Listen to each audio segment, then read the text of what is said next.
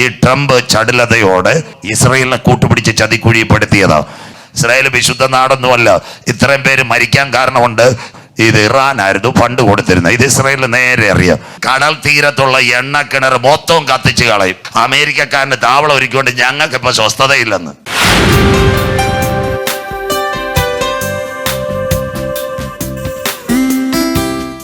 ഇസ്രയേലിന് ജൂതരാഷ്ട്രം. ആർക്കും അവനോട് മത്സരിക്കാൻ പറ്റത്തില്ല. UN എഴുതി കൊടുത്ത സാറ് അവനോട് മത്സരിക്കാൻ പറ്റത്തില്ല. 3 പ്രവചനം ഇവിടെ നിവർത്തി. 1 ജെറുസലേം, 2 പരിഭ്രമപാത്രം, 3 അതൊരു ഭാരമുള്ള കല്ലായി. മനസ്സിലാകുന്നവർക്കായി.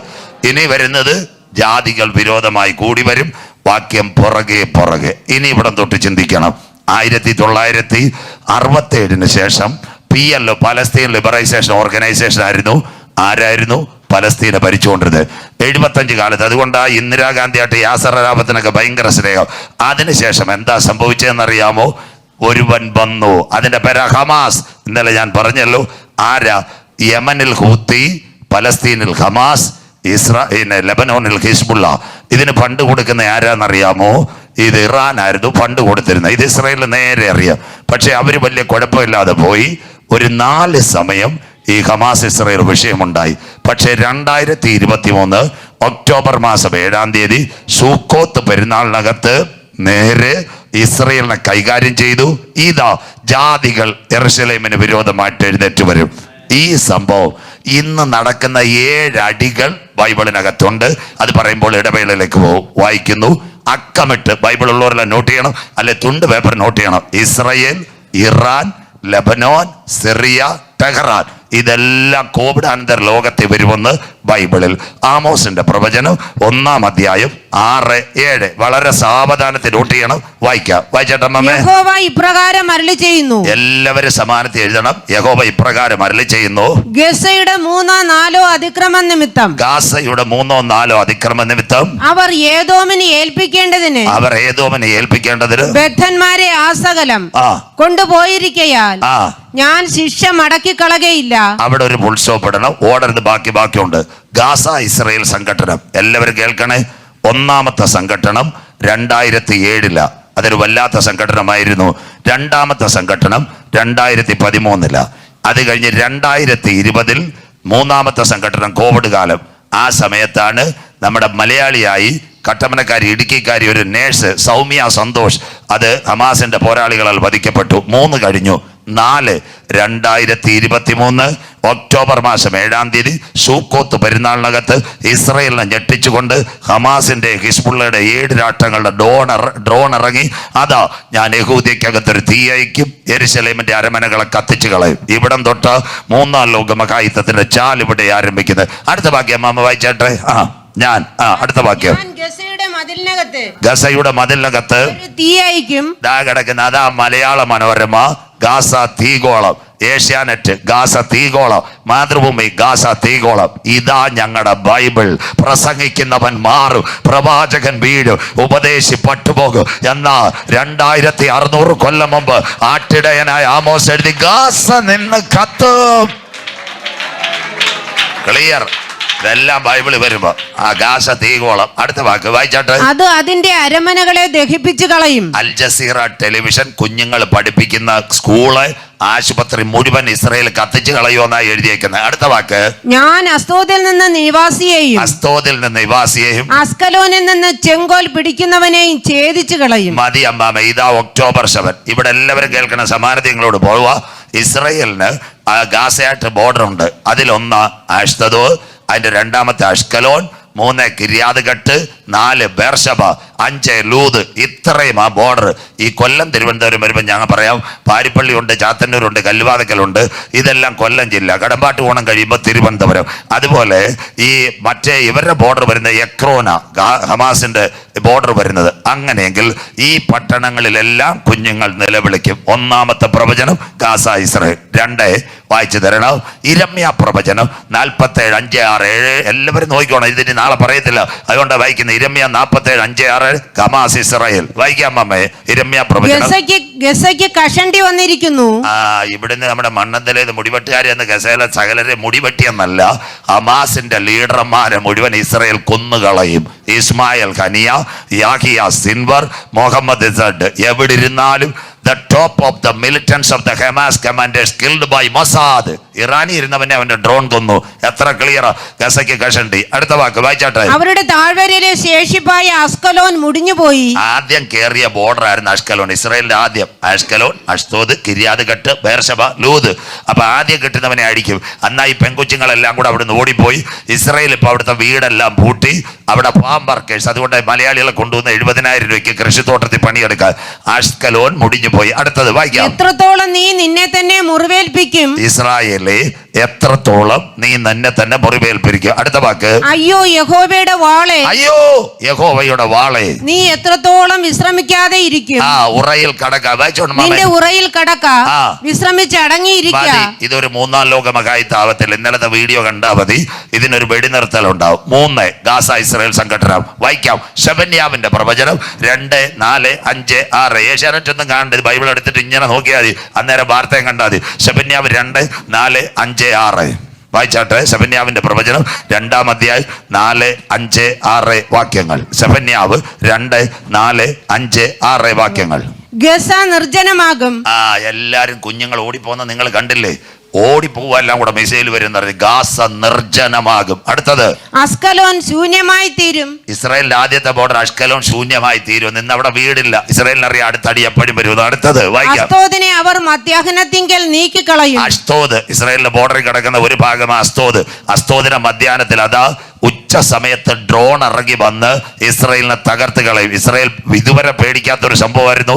സിംജത്തോറ സൂക്കോത്ത് പെരുന്നാൾ 400 പട്ടാളക്കാർ നിൽക്കേണ്ട അടുത്ത് 40 പേര് നിന്നപ്പോഴാ വെളുപ്പിന് ജീപ്പുമായിട്ട് ഹമാസുകാർക്ക് ഇറാന്റെ പിന്തുണയോടെ ഇറങ്ങി വന്നത്. ഇതൊരു വലിയ സംഭവമായിരുന്നു. അടുത്ത വാക്യം എക്രോന് നിർമൂലനാശം വരും. ദാണ്ടെ ഫസ്റ്റ് ബോർഡർ. ദാണ്ടെ ഗാസയിൽ ആദ്യം കയറുന്ന എക്രോൻ, സഹർ, കാന്യൂനിസ്, ഇപ്പൊ അടിയടക്കുന്ന റാഫ.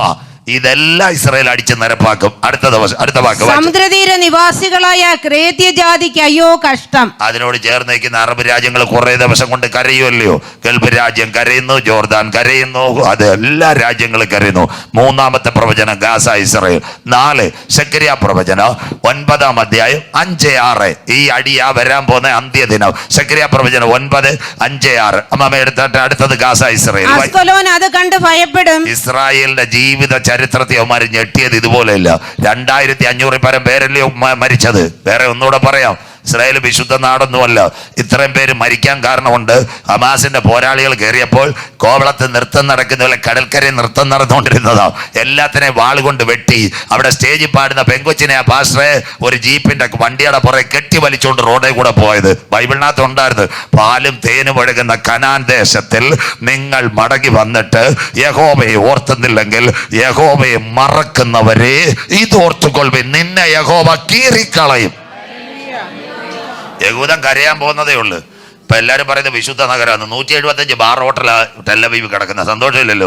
അവിടെ കള്ളുകൂടിയും പാർട്ടിയും. ബാക്കി ഞാൻ പറഞ്ഞുതരാം. ബാക്കി നാളെ 5-6 കരയാൻ പോകുന്നേ ഉള്ളൂ. ഇതൊക്കെ ഇപ്പൊ തൽക്കാലം ആയുധമൊക്കെ തീരുന്ന കാലമായി.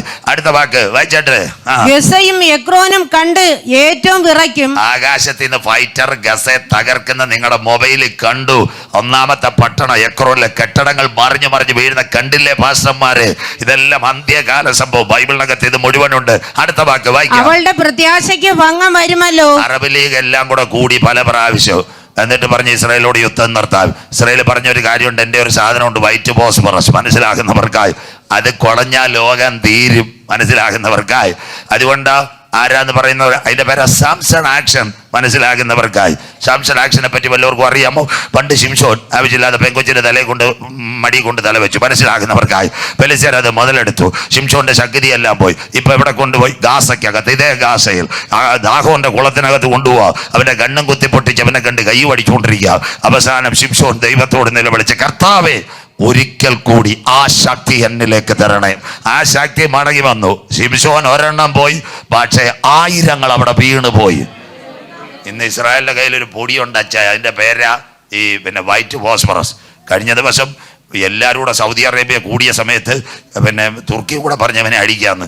അപ്പൊ ബെഞ്ചമിൻ നെതന്യാഹു പറഞ്ഞെന്തുവാ, ഞങ്ങൾ പോയാൽ 1 കോടി, നിങ്ങൾ പോയാൽ 850 കോടി. സന്തോഷമില്ലല്ലോ? സ്തോത്രം. എല്ലാത്തിനെയും കുടയുമെന്ന് 600 വിമാനം കിടക്കുന്നത്, അവന് മേലെ കീഴും ഒന്നുമില്ല. സ്തോത്രം. എല്ലാ രാജ്യത്തും കൊണ്ടുവന്ന് ഞങ്ങൾ കൺവെൻഷൻ കയറുമ്പോൾ നിവ്യ അടിക്കുന്ന പോലെ ഒറ്റയടി, മനസ്സിലാകുന്നവർക്ക് സ്തോത്രം. ബാക്കി നാളെ പറഞ്ഞുതരാൻ നേരത്തെ വരാം. അപ്പൊ അന്തോണീസ് കുട്രാസ് പറഞ്ഞ് ദയവേ അത് കുടയരുത്. അമ്മാമേ അച്ഛാ, 2ാമത് രാത്രി എന്തുകൊണ്ട് ആ പൊടി കുടയാതിരിക്കുന്നു? ആ പൊടി കുടയുന്നതിന് മുമ്പ് ഇവിടുന്ന് ഒരു കൂട്ടം എടുക്കപ്പെടണം. ആരാ? യേശുവിന്റെ രക്തത്താൽ കഴുകൽ പ്രാപിച്ചവർ ഈ തലമുറയിൽ എടുക്കപ്പെടാൻ കാലമായി. എന്റെ പേരാ സാംസൺ ആക്ഷൻ. 1ാമത്തെ അടി കഴിഞ്ഞു, 4 അടിയോടെ കഴിയുമ്പോൾ ഇടവേള, പിന്നെ 20 മിനിറ്റ് മതി. 2ാമത്തെ അടി ലെബനോനെ ഇസ്രായേൽ അടിക്കും. ഇപ്പോഴും അടിച്ചുകൊണ്ടിരിക്കുന്നു. അമ്മാമ്മ വായിക്കണം, ബൈബിളും ഉണ്ട്. സെക്കരിയ പ്രവചനം 11:1-2 ഹിസ്ബുള്ള ലെബനോനെ അടിക്കും. വായിക്കാം. സെക്കരിയ പ്രവചനം 11:1-2 വാക്യങ്ങൾ വായിക്കാം. ലെബനോനെ, നിന്റെ ദേവദാരുക്കൾ തീക്കിരയായി തീരേണ്ടതിന് വാതിൽ തുറന്നു വെക്കുക. എല്ലാം കത്തിക്കൊണ്ടിരിക്കുക, എപ്പോഴും കണ്ടുകൊണ്ടിരിക്കുക. സെക്കൻഡ് അടി എല്ലാവരും ഓടിക്കൊണ്ടിരിക്കുക. ബെയ്റൂട്ട്, ട്രിപ്പോളി. അടുത്തത് ദേവദാരു വീണും നശിച്ചും മഹത്തുക്കൾ നശിച്ചും ഇരിക്കയാൽ സരളവൃക്ഷമേ ഓളിയിടുക. ലെബനോനെ പോലെ നല്ലൊരു രാജ്യം, ഒരു ക്രൈസ്തവ രാജ്യമായിരുന്നു, അത് കൈവിടപ്പെട്ടു പോയി. അതുകൊണ്ടല്ലേ പണ്ട് ഏതാണ്ട് പാടി ലേശ്വാസം കണ്ടില്ലേ പാടിയ ഭാഷ, ദേവദാരു പൂത്തു എൻ മനസ്സിൻ താഴ്വരയിൽ. ദേവദാരു കേരളത്തിലല്ല, ലെബനോനിലായിരുന്നു. മനസ്സിലാക്കുന്നവർക്കായി ഇത്രയും നല്ല സരളവൃക്ഷമുള്ളൊരു പട്ടണമായിരുന്നു ദേവദാരുക്കളുള്ളൊരു പട്ടണം. അങ്ങനെയെങ്കിൽ ഇന്ന് രാത്രി മനസ്സിലാകുന്ന ദൈവ കുഞ്ഞുങ്ങൾക്കായി അവിടുത്തെ ലീഡേഴ്സിനെ മുഴുവൻ കൊല്ലും. ഇസ്രായേൽ പറയുന്നു അത് ഞങ്ങളുടെ കയ്യിലേക്ക് കൊണ്ടുവരും. അടുത്ത ബാഷാനിലെ കുറ്റന്മാർ. വായിച്ചട്ടമ്മ അടുത്ത ദുർഗമവനം വീണിരിക്കയാൽ, ലെബനോൻ വീണിരിക്കയാൽ ബാഷാനിലെ കരുവേലങ്ങളെ ഓളിയിടുവിൻ. ലെബനോനിൽ നിന്ന് 10,000 ഓടിപ്പോന്നെ കണ്ടില്ലയോ? അന്ത്യകാല പ്രവചന. ലെബനോൻ കത്തും. ഇപ്പൊ 2 രാജ്യമായി. 3 യമനെ അടിക്കും. ബൈബിളിലുണ്ടോ? ആമോസിന്റെ പ്രവചനം. ഈ കണ്ണിങ്ങായിട്ട് നമ്മുടെ സഞ്ജു സാംസൺ വിക്കറ്റ് അടിക്കുന്ന പോലെ അടിച്ചുകൊണ്ട് വരിക. ഇത് എവിടെ ചെല്ലുമെന്ന് നോക്കിക്കോണം. ആമോസിന്റെ പ്രവചനം 1-ാം അധ്യായം അതിന്റെ 12-ാമത്തെ വാക്യം വായിച്ചാട്ടമ്മാമേ. ഞാൻ തേമാനിൽ ഒരു തീ അയക്കും. തേമാനാ യമൻ. തേമാനിനകത്തൊരു തീ അയക്കും. അടുത്തത് അത് ബൊസ്രയിലെ അരമനകളെ ദഹിപ്പിച്ചു കളയും. കടൽ തീരത്തുള്ള എണ്ണക്കിണർ മൊത്തവും കത്തിച്ചു കളയും. അതാ ഹൂത്തിയർക്കെതിരെ 3-ാമത്തെ അടി. ക്ലിയർ ആയോ? അടുത്തത് 4-ാമത്തെ അടി. 2 ചേട്ടന്മാരെ അടിക്കും. സിറിയനെ അടിക്കും. അത് കഴിഞ്ഞ് ഇറാനെ അടിക്കും. വായിക്കുന്നു യെശയ്യാ പ്രവചനം 17-ാം അധ്യായം 1-2 വാക്യങ്ങൾ. എല്ലാവരും കേൾക്കണം. വായിച്ചട്ടെ. യെശയ്യാ പ്രവചനം. ദമ്മേശിക്കിനെ കുറിച്ചുള്ള പ്രവാചകം. സിറിയയുടെ തലസ്ഥാനായി ഡമാസ്കസ് എന്ന് പറയുന്നത് ഇപ്പോഴും അടിച്ചുകൊണ്ടിരിക്കുന്നവന്മാര് ഇസ്രായേൽ. അടുത്ത വാക്ക്. ഇതാ ദമ്മേശേക്ക് ഒരു പട്ടണമായിരിക്കാതെ വണ്ണം ഒരു പട്ടണമാകാതിരിക്കാതെ വണ്ണം നീങ്ങിപ്പോയിരിക്കുന്നു. സിറിയനെ അടിച്ചവന്മാര് ശരിയാക്കി കഴിഞ്ഞ അടിയിൽ. അടുത്തത് ഇറാൻ. വായിച്ചാട്ട്. അത് ശൂന്യ കൂമ്പാരമായി തീരും. അത് ശൂന്യ കൂമ്പാരമായി. സിറിയപ്പം മിണ്ടുന്നില്ല, അവനെ അടിച്ചു കഴിഞ്ഞ അടിയിൽ ഇസ്രായേൽ ഒതുക്കി. അടുത്ത വാക്ക്. അരോവേർ പട്ടണങ്ങൾ നിർജ്ജനമായിരിക്കുന്നു. അതാ ഇന്നത്തെ ടെഹറാൻ. ഇന്നത്തെ ഇറാന്റെ തലസ്ഥാനത്തിന്റെ പഴയ നിയമത്തിലെ പേരാ അരോവർ. താഴക്കുന്ന ഇറാന്റെ മണ്ടക്കിട്ട് അടിക്കുമെന്ന്. ടെഹറാൻ മുഴുവൻ ടൗണിൽ ആരും ഇല്ല. പേപ്പർ വായിക്കണം അമ്മാമേ. രാഹുൽ തേങ്കൂട്ടത്തിനൊക്കെ വായിക്കാതെ ഇതങ്ങോട്ട് വായിര്. ഇറാനിൽ നിന്ന് 1000 ഒഴിഞ്ഞു പോകുന്ന സ്വോത്രം. നമ്മളിത് വായിച്ചുകൊണ്ടിരിക്കും, ഒന്നും നടക്കത്തില്ല. ഇതൊക്കെ വെറുതെ. തേങ്കൂട്ടത്തിൽ സ്വർണ്ണം എല്ലാം ഇവിടെ തീരും. ഇതെല്ലാം ഒത്തുതീർപ്പാ. നിങ്ങൾ മനസ്സിലാകുന്നവർക്കായി ഇവിടെ ഒന്നും നടക്കത്തില്ല. നിങ്ങൾ ഇത് വായിര്. കർത്തൻ വരാറായി. അങ്ങനെയെങ്കിൽ ആന്റി ക്രൈസ്റ്റ് വരുന്നതിനെതിരെ വഴിയൊരുക്കും. സിറിയയിലെ രാജാവ് പോകും. ഒരു ഭരണം അവിടെ വരുമ്പോൾ അന്തിക്രിസ്തു സിറിയയിൽ നിന്ന് എഴുന്നേറ്റ് വരാൻ സമയമായി. സിറിയയിലെ രാജാവ് ഓടിപ്പോകും. വായിക്കാം. ആമോസിന്റെ പ്രവചനം 1:15. ബാഷർ ഓടിപ്പോയി റഷ്യയിലേക്ക്. വായിച്ചാട്ട്. ആമോസിന്റെ പ്രവചനം 1-ാം അധ്യായം അതിന്റെ 15-ാമത്തെ വാക്യം വായിച്ചാട്ട്. അവരുടെ രാജാവ് പ്രവാസത്തിലേക്ക് പോകേണ്ടി വരും. ഈ അടി നടന്നപ്പോ സിറിയയിലെ ബാഷർ ഒറ്റയടിക്ക് പോയി. ഇവിടെ IS-ന്റെ പിന്തുണയോടുകൂടി അന്തിക്രിസ്തു വരാൻ വേണ്ടിയ സിറിയയിലെ രാജാവ് ഓടിപ്പോയത്. അത്തി തളിർത്തു കൊമ്പിളതായി അവൻ അടുക്ക വാതിൽക്കൽ. ബൈബിൾ അത്ര ക്ലിയറാന്നറിയാമോ? മനസ്സിലാകുന്നവർക്കായി. നമുക്ക് പെന്തിക്കോസുകാർക്ക് സന്തോഷമില്ലല്ലോ. ഞങ്ങളിപ്പോ പറയുന്നത് കർത്താവ് ഉടനെ വരണ്ടെന്ന്. സ്വോത്രം. കഴിഞ്ഞ ദിവസം കല്ലിശ്ശേരി ചരിത്രത്തിൽ ആദ്യമായിട്ട് കാനായുടെ കൺവെൻഷനെ അവരെന്നെ വിളിച്ചു. അവിടുത്തെ അച്ഛൻ കല്ലിശ്ശേരിയിലെ സന്തോഷിച്ചനാ എന്നോട് പറഞ്ഞൊരു കാര്യമുണ്ട്. കാനാവിലെ കല്യാണം പറയരുത്, ഞാൻ വളരെ ബുദ്ധിമുട്ടിയ പാസ്റ്റർ ഇവിടെ ഇറക്കുന്നതെന്ന്. ഞാൻ പറഞ്ഞു ഇത് തന്നെ പറയാമെന്ന്. സ്വോത്രം. 4 രാത്രി പ്രസംഗിച്ചു കഴിഞ്ഞാൽ സകല ജ്ഞാനക്കാരും മർത്തോമാക്കാരും കല്ലിശ്ശേരി IPC-ക്കാരും ചർച്ച കൂടുകാരും ഇട്ട് കേട്ട് രാത്രി അച്ഛൻ വണ്ടിക്കൂലിയൊക്കെ തന്ന് നല്ല ചായം തന്നിട്ട് പറഞ്ഞു അടുത്ത വർഷം 5 ദിവസം. സന്തോഷമില്ലല്ലോ? മനസ്സിലാക്കുന്നവർക്കായി. ഇവിടെ ഞങ്ങൾക്കാതെ ഒരു വേദി പെന്തിക്കോസുകാർ തരത്തില്ല. അവരെങ്ങനെങ്കിലും ഇങ്ങനെ വെട്ടിക്കൊണ്ടിരിക്കുക. സ്വോത്രം. നീ വെട്ടിക്കൊണ്ടിരി. ഭദ്രാസനത്തിനും സിംഹാസനത്തിനും വടിക്കും കൊടയ്ക്കും തെരഞ്ഞെടുപ്പിനും എല്ലാം വെട്ടിക്കൊണ്ടിരി. മുമ്പന്മാർ പിമ്പന്മാരും മുമ്പന്മാരും. മനസ്സിലാക്കുന്നവർക്കായി വെട്ടിക്കൊണ്ടിരി. ശേഷക്കാർ കേട്ടിട്ട് അച്ഛനറിയ ശേഷയുടെ ഒറിജിനൽ പ്രസംഗനായിരുന്നു. ഞാൻ എല്ലാ ഡിസ്ട്രിക്റ്റിലും കിടന്ന് പ്രസംഗിച്ചതാണ്. റസാലം തിരുപ്പേനായിട്ട് വലിയ അടുപ്പായിരുന്നു. 2017 ആയപ്പോൾ പുള്ളി ഒരു വെട്ടി. പുള്ളി ഇപ്പോൾ വീട്ടിൽ ഇരിക്കുന്നു, ഞങ്ങൾ സ്റ്റേജിലും ഇരിക്കുന്നു. മനസ്സിലാകുന്നവർക്കായി സ്വോത്രം. 2017 LMS ഞാൻ ഇറങ്ങിയപ്പോൾ തിരുമേനോട് പറഞ്ഞ് കണക്ക് കൊടുക്കേണ്ടി വരുമോ. കഴിഞ്ഞ ദിവസം ഒരു അച്ഛൻ പറഞ്ഞ് പാസ്റ്റൊക്കെ പറഞ്ഞ പോലെ സംഭവിച്ചെന്ന്. ഞാൻ പറഞ്ഞു സൂക്ഷിച്ചാൽ ദുഃഖിക്കേണ്ടത്. മനസ്സിലാകുന്നവർക്കായി ഈ പള്ളിക്ക് ഈ മണി മതി. മനസ്സിലാകുന്നവർക്കായി ദാ കിടക്കുന്നു. അങ്ങനെയെങ്കിൽ സിറിയയിലെ രാജാവ് നീങ്ങിപ്പോ. അടുത്തത് അത് കഴിഞ്ഞതിന് ശേഷം വരുന്നു ഇന്നത്തെ ഇറാന്റെ ആക്രമണം. ഇടവേളയിലേക്കും പോകാൻ പോകുന്നു. എന്തിന്? ഇന്നലെ ഞാൻ പറഞ്ഞല്ലോ, അമേരിക്ക ഇറാനെ ആക്രമിക്കും. എല്ലാവരും കേൾക്കണം. ഇതിനെ പാവം ഇസ്രയേലിനെ കൂട്ടുപിടിച്ച് ചതിക്കുഴിപ്പെടുത്തിയതാ. കഴിഞ്ഞ ജൂണിൽ യഥാർത്ഥത്തിൽ ഇറാനെ ആക്രമിച്ചപ്പോൾ അവരുടെ നേതാവിനെ കൊല്ലാൻ ഇവർക്ക് കഴിയുമായിരുന്നു. പക്ഷെ ഇസ്രയേലിനകത്ത് നല്ല ഒരു വിഭാഗം ആൾക്കാർ നെതന്യാഹുവിനോട് പറഞ്ഞ് അവരെ വിട്ടേക്കണം, അതൊരു അന്തിമ യുദ്ധവും. പക്ഷേ ഈ ട്രംപ് ചടുലതയോടെ ഇന്നലെ ഞാൻ പറഞ്ഞു 37 ഇട്ടിട്ട് 12 പൂജ്യം ഇടുന്ന കടക്കാരനാണ് ഇന്നത്തെ അമേരിക്ക. അവൻ്റെ കാശില്ല. 2026 അവരൊരു പ്ലാൻ ചെയ്തു. നമ്പർ 1 ആദ്യം വെനീസുലയെ പിടിച്ചു, എണ്ണ രാജ്യം. ദൈവദാസന്മാർ കേട്ടോണം.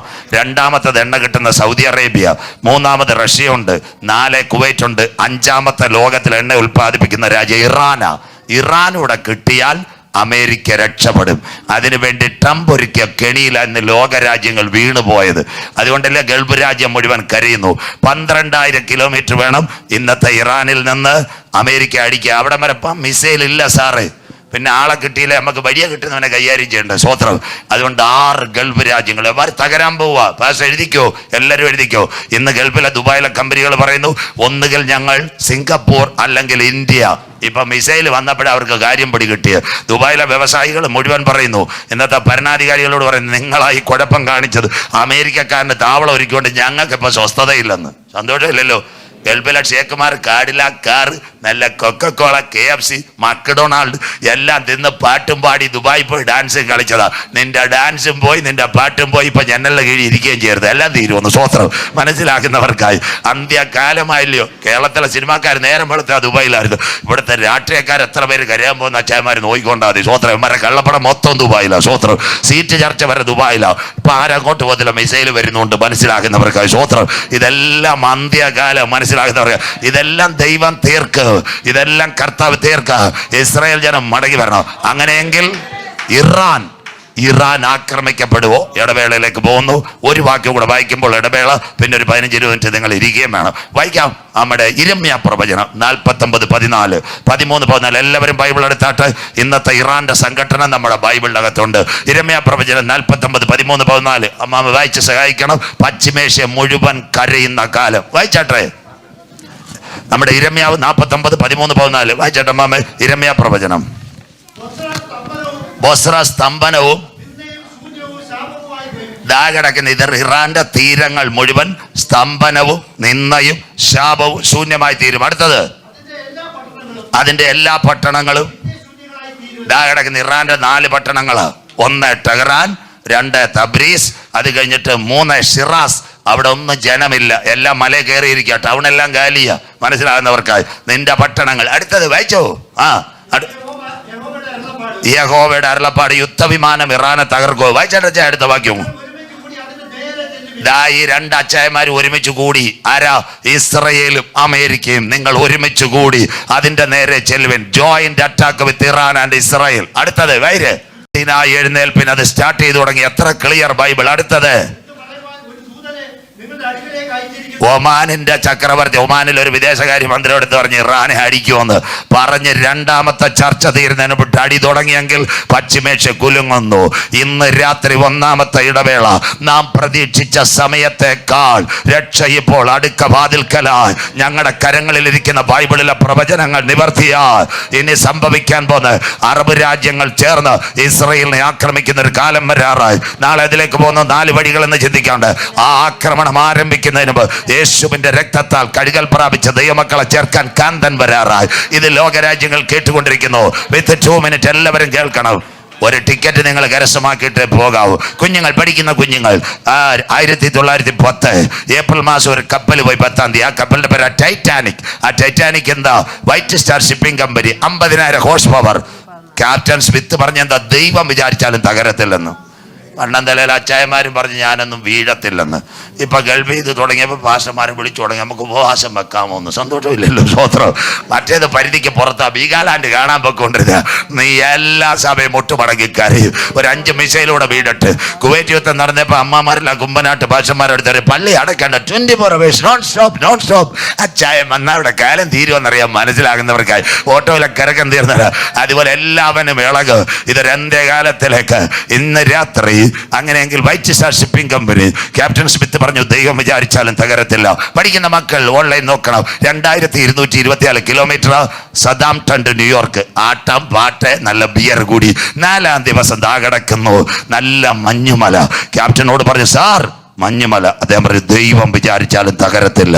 പക്ഷെ മുന്നറിയിപ്പുകളെ അവഗണിച്ച് ടൈറ്റാനിക് അവിടെ മഞ്ഞുമലയിൽ ചെന്നിടിച്ചു. അത് തകർന്നു പോയി.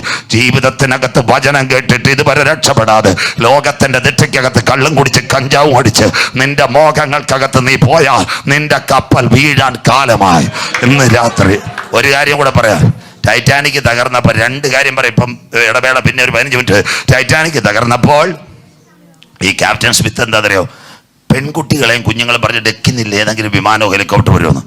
അതാ ടൈറ്റാനിക് സിനിമ. ഒരു പെൺകുട്ടി ഒരു ചെറുപ്പക്കാരൻ്റെ കൈ പിടിച്ചുകൊണ്ടിരിക്കുക. ഈ കൈ വിടുവിക്കാൻ ക്യാപ്റ്റൻ സ്മിത്ത് നോക്കി. അവള് പറഞ്ഞു ഞാനിത് വിടത്തില്ല. ക്യാപ്റ്റൻ സ്മിത്ത് ചോദിച്ചു എന്തുകൊണ്ടാണ് വിടാത്ത? ബാക്ക് 3 weeks 3 ആഴ്ച പിറകിൽ അവർ marriage is conducted by London catholic church. ഞങ്ങളുടെ കല്യാണം ലണ്ടൻ കത്തോലിക്ക സഭയിലാണ് നടന്നത്.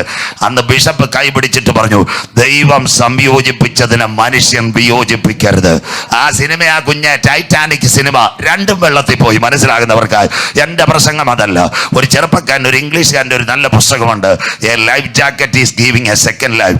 ആ ഈ കപ്പൽ തകർന്നപ്പോൾ ഒരു ചെറുപ്പക്കാരൻ ചപ്പാത്തി കഴിച്ചുകൊണ്ടിരിക്കുക. കുടുങ്ങി തുടങ്ങി. അവന് പിടികിട്ടി കപ്പൽ തകർന്ന്. ഇന്നത്തെ കണക്ക് ജീപ്പയും കാർഡും അല്ല. തലേണയുടെ കീഴിൽ അമേരിക്കക്കാരന് $1,00,000 റിപ്പുണ്ട്. ഇന്നലെ പണ്ട് അപ്പച്ചൻ ചേളാവ് പിടിക്കുന്നല്ലോ എടുക്കാൻ ഒറ്റ ഇറക്കം. 2 പടി താഴെ ഇറങ്ങിയപ്പോൾ ആരാണ്ട് പറഞ്ഞു മിക്കവാറും ഈ പോക്ക് പോയാൽ നീ ഉപ്പുവെള്ളത്തിൽ തീരുമെന്ന്. സന്തോഷമില്ലല്ലോ. പണം എടുക്കാൻ പോയാൽ അവൻ പെരിയ മനസ്താപത്തോടെ തിരിച്ചു കയറി കപ്പൽ കുലുങ്ങുക. നേരെ മെസ്സിൻ്റെ അവിടെ നിന്നപ്പോൾ ചപ്പാത്തിയുടെ പലക തൂക്കിയടത്ത് കിടക്കുന്ന ലൈഫ് ജാക്കറ്റ്. അവൻ്റെ ഉള്ളിൽ ആരോ സംസാരിച്ചു. ഞങ്ങളെപ്പോലെ ദൂതല്ല. കുഞ്ഞെ നീ ഇതെടുത്താൽ വെള്ളത്തിൽ ചാടിയ എവിടെങ്കിലും ഒരു ശിപ്പങ്ങാണ് കിട്ടിയെന്ന് രക്ഷപ്പെടും. അവൻ 1,00,000 കളഞ്ഞു. ലൈഫ് ജാക്കറ്റ് എടുത്തു, വെള്ളത്തിൽ ചാടി. 15 മിനിറ്റ് കഴിഞ്ഞപ്പോൾ ഒരു സ്പീഡ് ബോട്ട് രക്ഷപ്പെടുത്തി. സാറ് അവൻ എഴുതിയ പുസ്തകമാ ഞാൻ 1,00,000 രൂപയ്ക്ക് വേണ്ടി താഴെ ഇറങ്ങിയെങ്കിൽ ഉപ്പുവെള്ളത്തിൽ ഞാൻ മുങ്ങിയാണ്. എന്നാൽ എൻ്റെ മുൻപിൽ ഒരു ലൈഫ് ജാക്കറ്റ് കിടന്നതിന് ഞാൻ കരത്തിലെടുത്ത് ഞാൻ രക്ഷപ്പെട്ടത് കൊണ്ട് എനിക്കിന്ന് ജീവിക്കാൻ കഴിയൂ. ഇന്ന് രാത്രി ഗലീല ടവറിനകത്ത് ഇന്നുള്ള ആകാശവും ഭൂമിയും ദൈവം തീക്കായി സൂക്ഷിക്കുന്നു. അതിന്റെ നടുവിൽ ഒരു ലൈഫ് ജാക്കറ്റിന് ഇന്ന് രാത്രി ഞങ്ങൾ ഉയർത്തുന്നു. അതിന്റെ പേരത്ര ക്രൂശിക്കപ്പെട്ട ക്രിസ്തു. മറ്റൊരുത്തനിലും രക്ഷയില്ല. നാം രക്ഷിക്കപ്പെടുക ആകാശത്തിന്റെ കീഴ് മനുഷ്യരുടെ ഈടായി നൽകപ്പെട്ട ഏക നാമം യേശുവിന്റെ നാമം.